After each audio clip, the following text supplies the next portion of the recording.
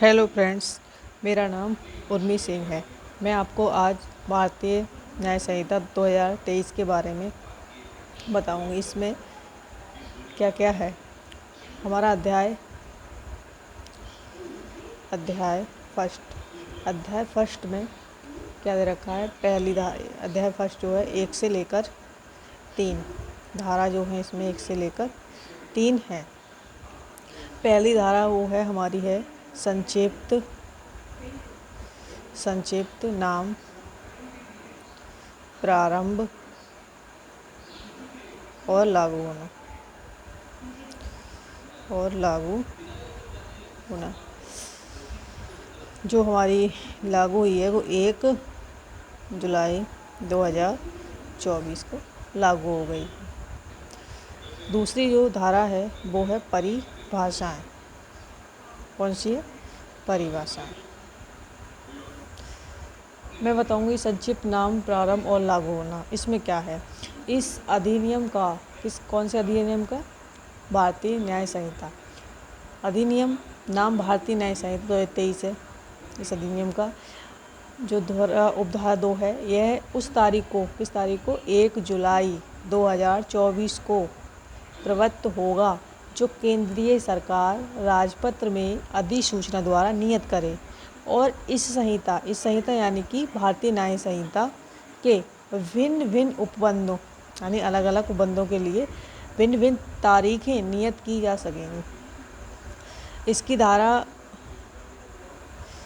इसकी उपधारा जो है 3 क्या कहती है?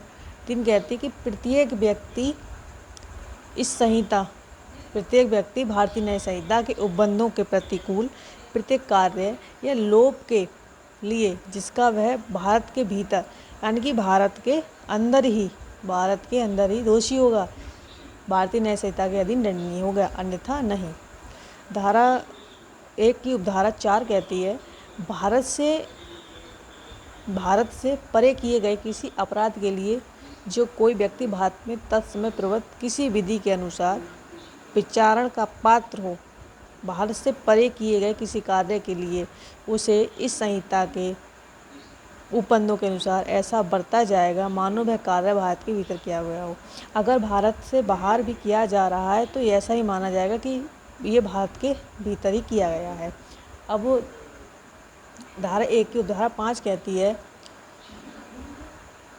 नंबर 1 ए, भारत से बाहर और परे किसी स्थान में भारत के किसी नागरिक द्वारा हो। दूसरा कहती है यानी बी जो कहती है वो कहती है भारत में रजिस्ट्रीकृत किसी पोत या विमान चाहे वह कहीं भी हो किसी व्यक्ति द्वारा।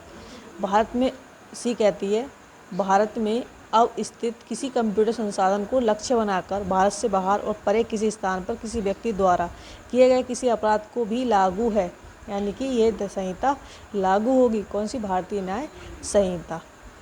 इसमें दृष्टांत जो है वो दे रखा है का जो भारत का नागरिक है, यानी कि का जो है वो कहाँ का नागरिक है? भारत का नागरिक है। का क्या है? भारत का नागरिक है, भारत से बाहर है। कहाँ से? भारत से बाहर है। और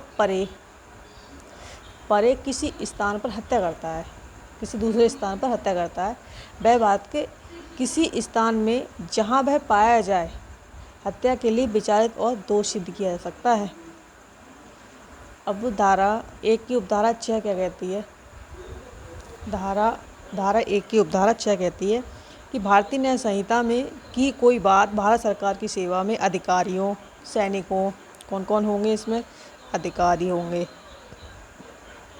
सैनिक होंगे, नौसैनिक होंगे